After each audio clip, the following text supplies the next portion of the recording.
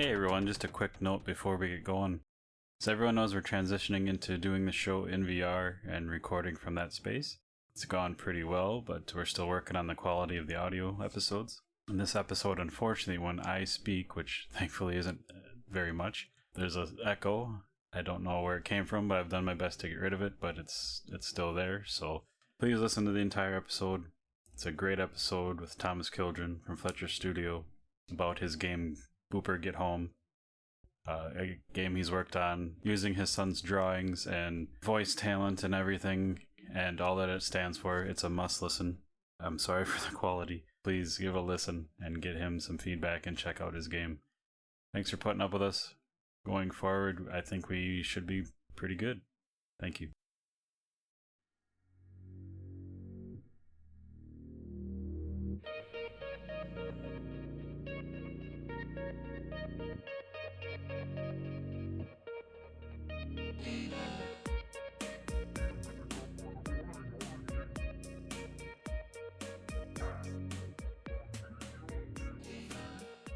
Hello everyone, welcome to VR Verdict, episode 76. I am PJ. Wookie is absent this episode, but we're talking to Thomas from Fletcher Studios. Hi. Be talking about his game Booper. I always want to say Blooper. Booper Get Home? Is that the official title? Yes. Unless something drastically happens. When I got started with this, he had drawn the character that you see on the placard behind you, and because he's on the autism spectrum, he doesn't talk a lot. So when he does speak, it's important. So when I asked, "Who's this? What's this?" he said Booper. And that was a nickname that I had given him ever since he was just a tiny little baby in my arms. And okay, that's what it is. It's Booper. So that's what we're going with. And that's awesome. One of the things that was interesting about him and his drawings is he emulates a lot of what he sees in life. So there's, plenty of times when we're doing things on the game, he'll play test it, he'll, take off the headset, and then he'll go and draw. And then he'll bring me something like, "Here, put this in the game." Oh my God, that's awesome. I have to say, okay, but I have to say, no, that's Mario. That's a copyrighted character. We can't use him. So I was looking at this drawing. It was such a cute character, but I had to go to like his preschool teachers, the teachers that he had before that, and like, is this a book he read? Is this something that, just in case? Because the last thing I want is to be working on a game and get slapped with the DCMA takedown because I'm using somebody's illustrated children's novel character. And they had no idea. I posted it on Facebook, and I had plenty of people chiming in, like, "Oh, it's a ladybug. It's some people saw an African American, some people just saw a little kid. They saw something different. Everybody did." And what I like about this character is I've got a nice banner that has the main character and some background on it. When they see it at the game dev shows, that they just smile. There's just something that it connects with people, and they love it. So, hopefully it's not something he copied from somewhere that I just can't find. I even did a reverse Google search just in case. That reverse image search thing, and it came up with Zippo. So, fingers crossed. That's amazing. So, for those listening, you've built most of this game out of his drawings. And so about, what would you say, like, percentage-wise of the game, like, is his drawings, or does that not? Virtually all of it. Like, every static thing you see, like the characters floating there, the background objects like the trees, the houses, the vehicles, everything is something that he drew. Wow. I've sculpted a lot of the levels out of Oculus Medium, or I should say Adobe Medium now, but I'll use his scribbles as the texture map. So a brown scribble, that's dirt; green scribble, that's grass, that sort of thing. And I'll even take some of his drawings that are kind of just abstract and geometric and make that into a level itself. I've got one in progress that he just drew a maze, and I said, okay, we'll just take that, we'll just trace it out in Blender, extrude it, and boom, it's a maze that you have to walk on and carefully not fall off the edge. and then we'll throw a few monsters in it, and they'll be chasing you kind of Pac-Man style, and you have to find the exit. That is that's beyond creativity right there. Like, What was interesting is inspired by another game that I had never heard of. He's always online. You know, his TV time is half spent just either watching game videos or learning how to do things. Like he's learning how to make games in Scratch, and he's just knocking my socks off because he'll just simply Google, if I want to learn about something, I'll go find out how to make a side scroller, how to make it jump, make it have a sound. But what he sees online also translates to his artwork. So when he wrote something down, phrase stuck with me: there is no game. And that was just such a profound thing for him. And I had no idea that it's an actual game online, and I think it might be on Steam too. But the phrase stuck with me. And then when he drew the maze that he would have his brother kind of try and complete, I just took that and said, okay, we're getting out of the hand-drawn realm here, so let's make it there is no game. You've suddenly been teleported to this just nether world that you have nothing but white maze, white haze, and oh, okay, when you work the maze, you'll leave footprints so you can see where you've been, and nice. if you happen to fall off, die, or whatever, you have to restart from the beginning, but you have your footprints that you can trace your path and say, okay, I've been this way. And it's all based on a game that I never even knew about, but he happened to be enamored of. Yeah. Yeah, and like I told you earlier, I was playing the demo you have available, and it's just an adorable environment to be in. It's just like even if you couldn't move or anything, it was just like a live animated thing. It would be perfect. So it's really neat to jump around and game in there. Tell you a neat little story about that. The last time I was able to demo my game, we have a game developers expo called GDEX that I've been showing out for the past couple of years. And the last time I did it was September 2 years ago. One of the fellow developers, I guess he's an introvert by nature, but after a whole weekend of walking around talking to people, he just comes up to me and he kind of sighs. He looks at me and says, "You mind if I just play it for a while? I need to decompress." And he didn't do anything. He just wandered around, looked around, and spent about half an hour just chilling in the game environment for a bit. And when he's done, he takes off the headset, hands it to me, and just says, "Thanks. I needed that." I was touched. It was so sweet that, okay, yeah, I've created a space that you can feel comfortable in and just let your cares go away. And I'm kind of similar. Like I told you, I work a full-time job. It was a long week, and first thing I do when I get home, I tried your demo, and I'm like, this is nice. I just wasn't in a better mood. That's like the best review I could ever ask for. What's interesting, I don't know if you noticed, but a lot of the sound effects, that's my kid. I was going to ask. Jump in the water, and he goes, or him going when you walk through grass. Yeah. I was going to ask that because I noticed that, and I just thought that was adorable too. Like,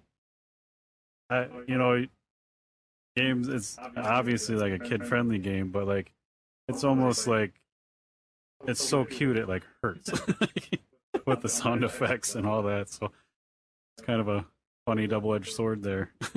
It's also one of the things that I want to capitalize on at some point. I want to have that Disney movie kind of just really sad moment, then there's not a dry eye in the house kind of thing, because part of games is that emotional connection. I mean, certainly there's plenty of just shoot 'em up games where everyone's just getting into the adrenaline high and whatnot, but there's so many games like that Dragon Cancer or Firewatch or something that people have just this emotional moment and they're like, oh, this was such an amazing game because the story was so gripping, or just something that I connected with. Yeah. And I'd like this to have a bit of that, because, to be honest, this is one of my first ventures, like game-wise, so I really can't wow people with all kinds of, fantastic mechanics and intricate, puzzles and things like that. But if I can give them a good story, if I can give them something they can connect with, that'll be worth it. Yeah. And I think it's really interesting the position you're in because you're working with your child and developing his creativity or whatever, growing it. But then you're also using it as a tool to raise awareness for autism and all that. So it's amazing. Like the story behind it is just blows my mind. I'm lucky in as much that as far as people on the spectrum go, he's not as complicated as some people are. Other than the fact that he's very limited in his vocabulary, he doesn't talk a lot. He's generally just a regular kid. He likes mac and cheese. He likes playing video games, likes cartoons, that sort of thing. And we go to summer camps and things for kids on the spectrum, and I see there's plenty of kids that they'll never have even anything close to a normal life. And when I see them compared to my kid, I'm grateful, but it's like, oh, I want to help this guy. I want to help his friends. I want to, everyone that I see. It's heartbreaking because as we're progressing, things are getting better for the autistic community, but still, how many are undiagnosed? How many are just being swept under the rug or forgotten about? And it's not just kids. There's plenty of adults who have probably been stigmatized their whole life and have no idea. They've just either been labeled some derogatory term or just never been given a chance at treatment simply because that's older generations just dealt with it. And I'd like to be them too in any way that I could. And what is interesting is I started talking to a gal who wants to help me with some of the PR work. And she's given me so many ideas like, okay, don't just do a game. Try and get this character licensed. Take like 10% of your game profits and use it towards that, but use like 50 or 60% of your licensing. So anytime you make a t-shirt, you're donating that much more. And that will help generate, more interest. Somebody's walking down the street with Booper's mug on their t-shirt and something on the back that, I helped people with autism. Boom. I can spread the message so much more. Yeah, that's, and then that in itself, like, helps raise awareness, helps get your name out there for, like, future projects, just helps everyone, because, like, I'm a geek. I wear all kinds of, like, shirts with stuff on them. Like, I could definitely rock a shirt with a Booper on it. But, just knowing that, because I know some of the proceeds for the game and all that stuff go towards, the charities and probably other things, I'm sure. So buying a shirt that I know does something instead of just I like what it looks like makes me feel way better about buying it and wearing it and supporting it. So one of the things that I'd also like to do, I mean, if at all possible, is, well, first off, if this game goes absolutely nowhere, one of the things that I'll be able to do, or my son will be able to do, is just in 20 years pick up this dusty old headset and put it on and say, hey, me and the old man, we made this. But I'd also, if it really takes off, I want to develop a companion app. So a parent could take like a smartphone or a tablet, take a picture, their own kid's drawing, and the app will cut it up, slice it, rig it, and animate it so a kid could play their own drawing and game. Oh, and, that's neat. Yeah, I think that if anything, it will help anybody like express their creativity. I think I might have to have a caveat that we're not responsible for giant walking genitalia or anything like that. Yeah, you always have to have that caveat, unfortunately. Mm-hmm. But the fact that if a kid sees this and says, oh, hey, I'd like to be in the game too, they could draw their own stick figure or their own, dragon or anything that they'd like to be. and let their imagination go with it, and help kids understand that you can contribute, you can be a force, you can help drive the world that you're in. That's amazing, because I remember as a kid doodling and all kinds of stuff, and I'm old, so none of that exists anywhere in any form. Like, it's gone. But it would be neat to have that, as like you said, when you're older, and you could look at that stuff, which we kind of missed out on a little bit. But kids nowadays have the opportunity, at least. Yeah, my kids growing up with VR, that they tell their friends all about it, and after showing them Beat Saber or something like that, oh yeah, my dad's got a game he's making too, and their friends are all just blown away. What?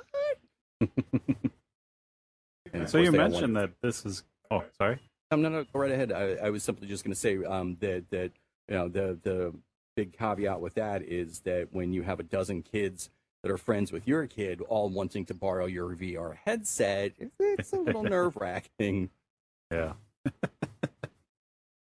Yeah, I was just going to say that, or ask, you mentioned this is kind of your first foray into gaming, so how did this all come about? Like, how did you get into it? Well, when I say my first foray, it's the first thing that's actually been a viable product. I've been modding games forever, like going back to the original Quake 1, Doom 3, Half-Life 2. I'd always tinker. I actually wanted to get into it to be a texture artist. Nice. I absolutely loved just being able to take, Quake 2 levels and hand paint different texture maps, and all of a sudden my artistic creation is now overlaid on this game world.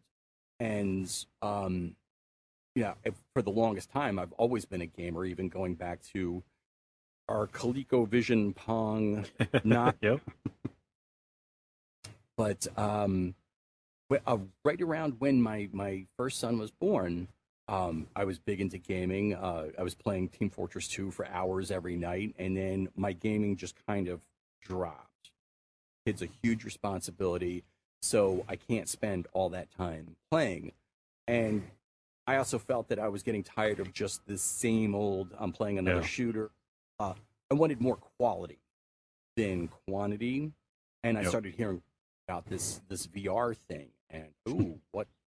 So I had been trained classically as a painter, and I said, okay. I sold a couple of paintings and bought the DK2 when that dropped, and I'm blown away. And as soon as I tried it, I want to make things for this.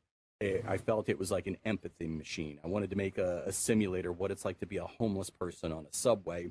And of course, the classic gamer mistake, or classic dev mistake, I scoped way too big, got in, and realized I needed to step back, start learning more.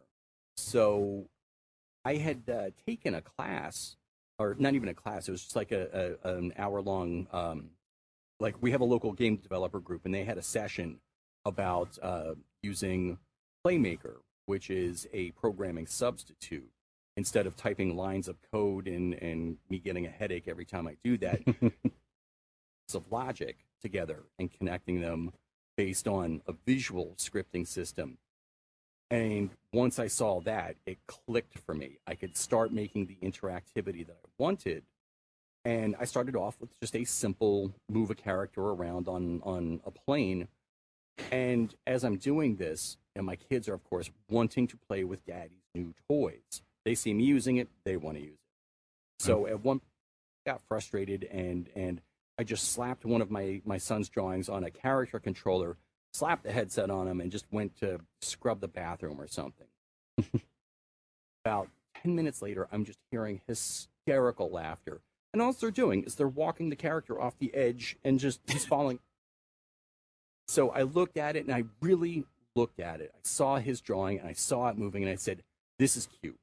This has potential, and this is something that I can start with and build from there. And I took his drawing, I started working on it, and I showed it to a few people, and they were blown away. And it just kind of snowballed from there. About a few months later, one of the local game dev group leaders came to me, and he says, do you have anything that you can show we had this game dev expo called GDEX coming up, and my guy backed out. And I said, I'll put something together. And I would wake up at 5:30 in the morning, working furiously until everyone got up. And any time that I could, I would just squeeze in a little bit each day until it came time to drive down to Columbus, set up my computer, put on the headset, and bam! The feedback I got was amazing. People just saw the little cardboard printout that I had, smile. I would offer to play, and once I told them the story, yeah, that's my kids' drawings. People loved it, and it's nonstop ever since. And it's the game has a really unique like perspective because it's third person, but you're kind of like closer up, which is really neat. And then you're just walking around in the world, and you can turn the world, and it's just like I played the demo. I don't know what stage that's at, but it felt really good, looked really great. I enjoyed being in it. So I don't know. I think you released that in like February, didn't you? I think I saw the date on that. Around there, yeah. Okay. I mean, it's been an iterative process. That was the most recent update with having randomized the monster movement and adding just polish to it. One of the things that I've been also doing is I'm adding just regular like Xbox controller support because with VR controllers, I've noticed, especially anything Vive Index related, kids' hands are too small to use them. But you hand them an Xbox controller and they just take off with it. So, and one of the things that I found through my local game dev conference is Able Gamers, which helps people with disabilities play. I want to find ways that people are physically challenged be able to play my game. Since it's not a stand-up, run-around type VR game, you can sit, you can be immobilized. It doesn't matter, just as long as you have the ability to work some simple controls. I think it's doable. Yeah. Yeah, a couple episodes ago we were talking about epilepsy and and all kinds of things, but like the Microsoft controller, forgetting the name of it, but the Adapt. I can't remember the name of it, but the adaptable controller they have is really amazing, and just what's happening with people with different disabilities in gaming is just great to hear. So I'm glad you're offering support for children and whatnot. On that same topic, I'm just curious with your child. You keep hearing like VR is not great for kids or this or that. Like, what have you seen or noticed or? Certainly, obviously, the concerns about still developing eyes and things like that, I get. When my kids play, it's not for very long periods, and certainly, I think the biggest issue is focal development, and any issues that might occur are from just repetitive, constant use. We try to limit as best as we can not only VR time, but just screen time in general. But also, I've had a few kids just run with the headset straight into a wall, so limit the damage that can be done. It is a mixed bag because regardless of whatever people say, oh, kids under 13 shouldn't use it, they're going to. Yeah. And it's one of the things behind me making this is when you look at a vast amount of the content that's offered, it's all Call of Duty, zombie, shoot 'em ups that, I don't know if I want my 8-year-old to play that. Yeah, give them options. Yeah, a happy Nintendo-esque romp through a kid's imagination, no problem. But yeah. And certainly, as a single-player game, there's no worry about, multiplayer griefing or my kids are going to hear people screaming obscenities, things like that. Nope. Yeah, it's always great to hear. Like, obviously, you're a parent and you think about these things, but some companies obviously don't really focus much on that they don't care. So it's good to I hear. mean, it's a moneymaker. If going around and waving decapitated heads makes you money, I can't fall. I'm just enough of a market for I guess a little more innocent fare that at least lets me continue making games. And like I said before, even if it goes absolutely nowhere, my son will have something to look back on and say, "Hey, we did this together." Yeah. But even as like I said, I'm older. Finding a game like this is just a really nice palate cleanser for anything else I've been into a lot, or so it's just works. What have you been playing? Well, we have guests every week, so I play a new game every week to keep up. But some of my favorites, like a Township Tale, just came out on Quest. I've been in that. Don't want it. Looks fun. It's really good. I played the alpha on PC like a year and a half, 2 years ago, whenever that launched, and I'm like, I'll wait till it's done. I see the promise. It's going to be great, and it paid off. It's really good. Beat Saber's big in my house because we can all compete, and we have a family that likes to see who can get the best high score. And I'm up there too in age, so the old man reflexes as they used to be. Yeah. I was also curious with children, like, so my wife cannot play VR. She gets dizzy watching TV shows sometimes if the camera goes nuts. So even a game like I always say, like I Expect You to Die, which you're just sitting in a chair pointing at things. After a half hour, she's toast, and she's kind of got a headache for like an hour after that. So I'm just curious, like, do children, and from what you've seen, are they not affected as much, or is it kind of the same thing? Like some people have it, some people don't, or I generally have to say that kids are a bit more receptive to it. I had one tweener girl recently say that she started to feel dizzy after playing my demo for a bit, and part of it I'm trying to now incorporate the comfort modes where you get that vignetting when you turn something like that. I think that might have been off, but it was also like her first experience with VR. Yeah. But generally, I've never really had that many kids really have any other reaction other than, okay, I'm going to get back in line and I'm going to come around and I'm going to play. And maybe that's the secret. Maybe I have to get my wife's, like, her whole family over here and just keep going the line, and by the time you get back up, you're cured and you're back.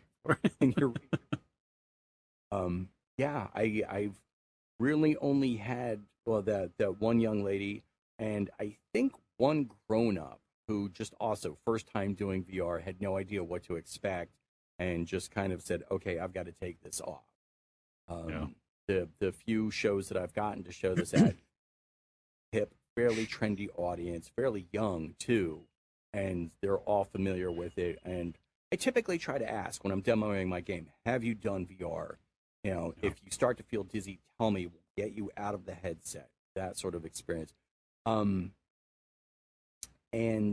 with the kids, generally, as they've been going through the game expo, they've already tried several times, and they kind of like, oh yeah, this is old hat, I'm ready for it, bring it. And like, okay, let's go for it, see what you find.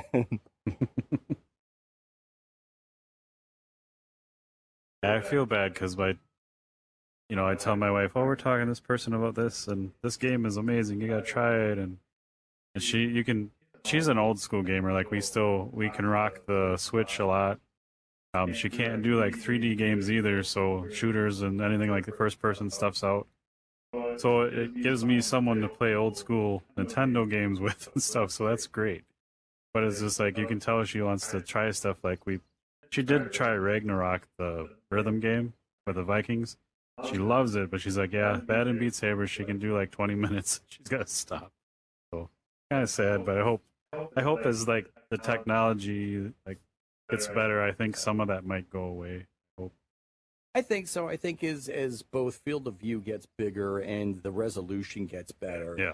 we'll have, and certainly frame rates. I know that the times that my game is not terribly optimized, you can see it gets choppy and stutters. And since it's a third person, it can affect people a little bit.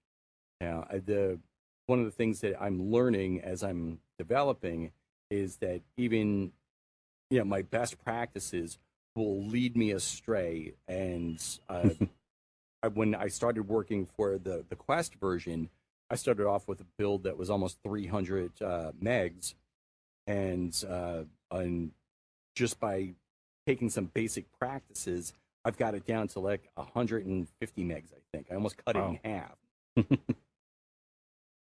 So, and obviously, as I'm learning how to improve, the build size, I'm learning how to optimize frame rate so it gives a much smoother experience. Because I don't want a game that makes people sick. Yeah. I don't want people saying, "Oh, here's my first review. It's a barf machine. Don't bother." And there goes my sales. Yeah, and it doesn't take many of those to really wreck someone's day. Yeah, I don't know if you had seen the headlines. I was just looking at Twitter before I jumped in here that Super Hot has gotten review bombed because they took out the self-inflicted suicide thing. And man, they obviously have already made a fair amount of money, and people are itching for a sequel in VR. But still, the fact suddenly up in arms because they cut something out of their game. Ooh, it might affect future sales. Yeah, that was interesting. Well, we brought some of your assets in. If you want to go do some show and tell us some about the characters and gameplay with them, do that. You bet. Let me jump over there, then I'll move the camera. And I love that you were talking about bringing assets in. You're like, yeah, they can be animated, right? I'm like, awesome. That's been a bit of a learning curve because it's one thing to just simply cut out a drawing and extrude it. It's another to rig it and animate it, because none of these things have a standard humanoid rig or anything that you can just copy from a plug-in. I have to go and manually edit each and every one and then figure out the animations for it. How do you make a round little monster like move? How does he attack? What does he do when he's idle? The monster was just simply a way of adding an adversary in the demo, and I initially wanted to go the classic platformer route and have 3 lives and power-ups and things like that. But I thought maybe not. Maybe I wanted to be more about exploration and learning and problem solving as opposed to the classic platformer tropes. So I figured that all I really wanted was something that would knock you down for a sec, and then you just button mash and you would pop back up and continue onwards. Currently in the demo, the bee just floats around place to place, but I'd like to have a mechanic where possibly you could summon a horde of them to help scare away the monster, or possibly you help the bees. You need to plant flowers, and it'll be like a mini quest to go around the level just scattering seeds and help the pollinators. Yeah, I mean, the bees are in decline. We got to get these younger generations on the right track. Exactly.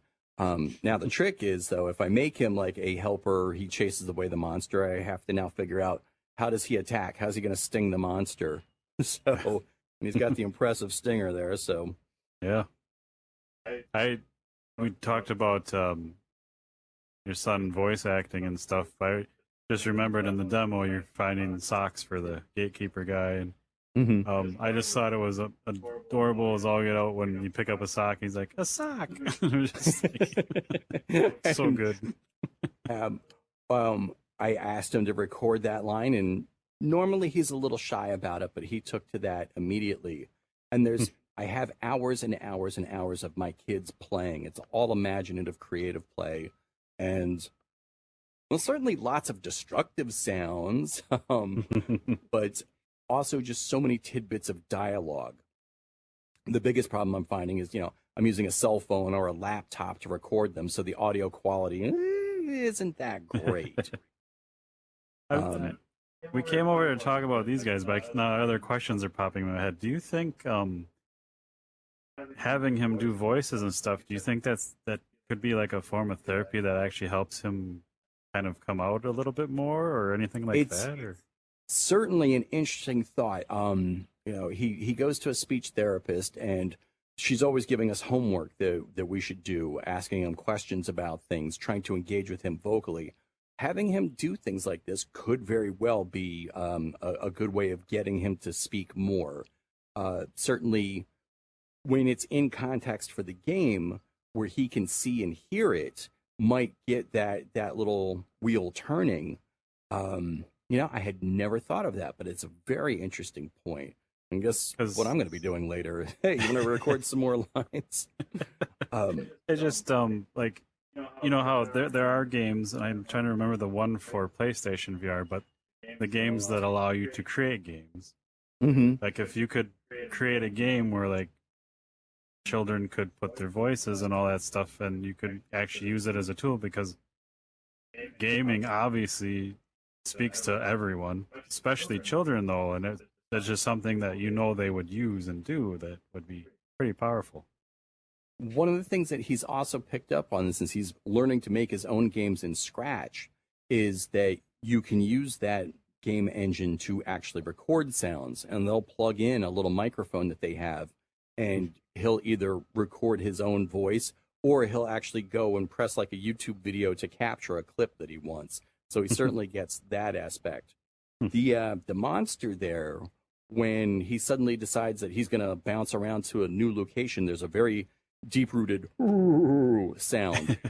That's actually my son at a very baby state when he was just giggling and cooing to himself. I just dropped it 6 octaves or so, and that's my little baby making noises. The bee, I don't think it's very loud, but it's also him just going bzzzt every time it decides to go to a new location. That's just awesome, and that's gotta be, you said you didn't want to do like a normal Mario type game because, like you just said, like this is your child here, and you probably don't want to be jumping on his head. I don't want to smush him. Yeah. But I would definitely like when in the demo, I got knocked down a couple times because I didn't know what was going on. I stayed away from the bee because obviously the stinger's large, so I didn't know they were friendly. I'll have to go back in there and check it out. What's neat is this actual environment where I get to see them at a completely different level. Yeah. I'm used to obviously seeing them in relation to my player character, but to be able to walk around like this yeah. You know that Spatial's got it set up that you can import a model and plop it in the middle there. I might have to take advantage of that. Just to here, let me check on my model. Yeah. My one of my things I've been talking to them about that I want to do is I want to have a little toy box in here. And anytime a guest brings an asset, I want to get their permission, obviously, but keep it in there. That way, when we're not here and everyone's walking around, they can come in a toy box and just pull out an asset and like, who did this? And they'll have your name and stuff. That'd be really neat. Oh my goodness, that would be so fun, and I would be totally happy. These would be perfect. Yeah, I just really need to come just like this and check it out and just see how it moves. It's just because my brother he's done animation and gaming stuff, and he's a pretty good artist, even though he won't tell you that. So he knows how this works. I have no idea. So just looking at this, it just blows my mind. Like, I know this was just a drawing. Like, how do you get it to flap like that? It's I mean, pretty much you put in invisible bones that will deform the mesh, and then you move them just like standard animation. You move them a little bit at a time until you get the motion that you want. But the trick is actually deciding, okay, they're both like standard like idle motions here. But what happens when they attack? What happens when they're suddenly aware of an enemy, but they haven't located them yet? It's thinking of all those things and how to take a character like this and give it a motion that's believable. right now, this is uber simple. It's not terribly complicated, but motion, and as I'm learning still, as I'm making this game, is very much acting. It's trying to put yourself into the head of a cartoon bee and saying, okay, is it going to flap like this? Is it going to flap really fast? Is it going to have a big flap? Is it going to bend its antennas? And then making those things happen. And they're all creative choices. And I mean, I could be completely wrong about that. They could all be totally wrong for a bee. A bee would never act like, especially a cartoon. And one of the things that I could have completely wrong is, my son drew this. Maybe he didn't intend for it to move that way. Yeah. Maybe the wings should move up and down as opposed to side to side.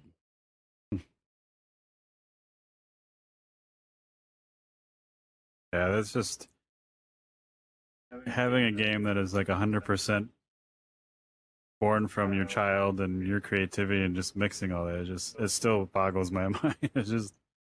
It's very touching. Very touching.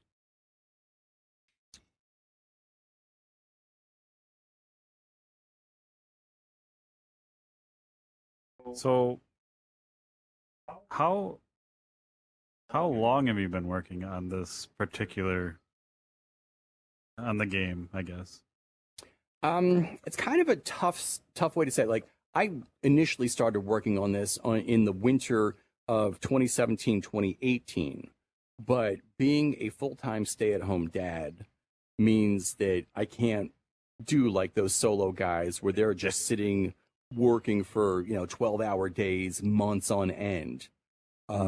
Obviously, as I was starting to do this, and when crunch time came, I would get up early in the morning and work on it before everybody else would wake up. But as soon as it was time to feed everybody, to get everybody ready for work, for school, things like that, I have to stop. So I don't think I've ever put in like a full 40-hour a week on this. So while it's taken since then to get this demo, and I'm now working on the actual game levels, I have no real metric to say I've put X amount of hours into it, and I probably should keep track of that, simply because it's such a different path than, it's almost like the guy who works the 40-hour a week and then comes home and does it in his spare time would probably be my best analogy. So, and since it's...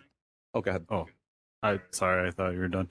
I was just curious, do you think giving like where this all came from and what you're doing with it, do you think it's made it easier for you to keep stay engaged and actually be excited to work on it that long? Because totally. Oh my goodness, yeah. Because I certainly have tons of other video game ideas, like the classic World War II game and the classic, plenty of those ideas are constantly percolating in my head. But I keep coming back to this. One, because it's just such a rich, vibrant world. And two, I think he disappeared. There you are. I can hear you, but I don't see you. But two, my son doesn't stop drawing. We started giving him 18 by 24, 100-page sketch pads. And I have a stack that's about 2.5 feet high that he's filled up. And as soon as he's done with one sketchbook, he wants another.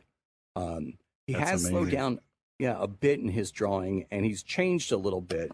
His style's changing. He likes using pencil now as opposed to crayon. And for a while, he was big into ink and marker for a bit.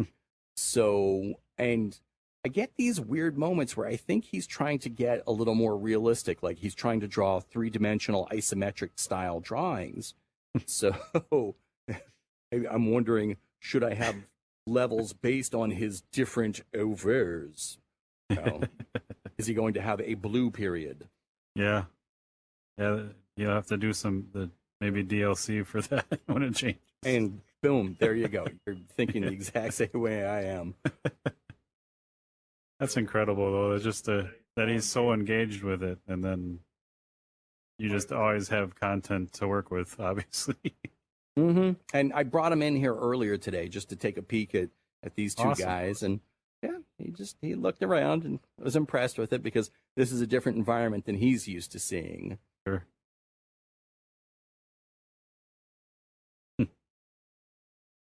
So when do you have like a release window in mind, or is it what's your plans for release or future? It's tough to say because COVID messed everything up. Both my kids are finally in school, and while they were, I was able to get a couple of hours each and every day to actually work on this.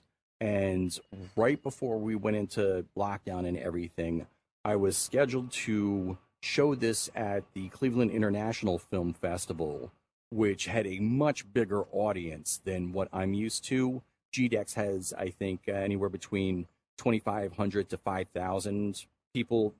The International Film Festival has something close to 100,000 guests. So it would have been a huge, broader market for me to show my game. And then a week before that, I was supposed to go on the radio and do a little bit of a interview. Our local NPR affiliate does a thing about local creative projects and things. And then, yeah, COVID hit, everything shut down, everything got locked down.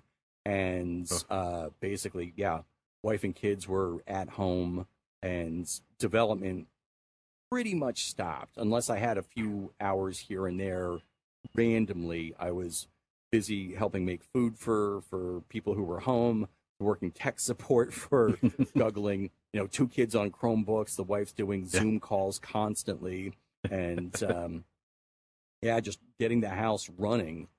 So it really is going to depend on a couple of things. Obviously, if we can get ourselves out of this, and I'm terrified of this like Delta and now Lambda variants that are going to just mess everything up again. And when I can, I'm actively pursuing, angel and seed round funding. I've had a couple of people at these game dev conferences say, hey, I'd like to work on this. And obviously, people have their own lives. They have their own gigs and whatnot. So I'd love to have the ability to actually pay people for their work. And if it's just me, it might be a couple of years. If I can get some help, it'll be sooner. Sure. The trick is finding also people that I mesh with. A programmer who became a new dad recently reached out to me. He's like, I've got very little time, but I want to help with this project. And he's done some snippets of code. One of the things that makes the demo so amazing now is that for the longest time, the camera, the VR headset, would actually clip through like the level walls and whatnot, and it really broke the immersion. He figured out a way of preventing that from happening, and it made the demo so much better. So, I definitely want him on board, and because he's got his own job, he's got a wife and kid. I want him to get compensated for his limited time. And then obviously artists, I know people who are composers who have done like little musical cues for me and whatnot. I think with the idea that if this starts to take off, that they'd like to see a bigger role as well. A guy happened to see just a trailer on YouTube, and he said, it inspired me so much that I wrote you a song. Use it for whatever. And now it's on my Twitter feed is his music, because I have like a little pitch video where I describe the story, describe how we found out he was on the spectrum and what I'm doing, and it's just such a cute little piece of music that I really want to be able to hire this guy and say, okay, give me the dramatic tense moment. I want this song to do the Disney thing where they have just that moment like Fievel in American Tail where he realizes he's lost and there's not a dry eye in the house, and oh my goodness, headset power is low. Oh. But yeah, I have a niece who is 11 or 12, and she's learning piano and has an amazing singing voice. And I said to Oh, her, like, look, if I can get a song composed, would you sing it? Would you like to be? And she said, of course, hands down, she'd be thrilled to. So I get to incorporate more of my family in this project. nice. That's awesome. And actually, the narrator for the demo, that's my brother. He Nice. I was gonna ask who that was. I figured it was someone close. yeah, he's always wanted to get into voiceover work, and I was like, here, I could use this, and I said, can you try to do like your own version of William H. Macy doing the Curious George voiceovers? And what he came up with. Oh,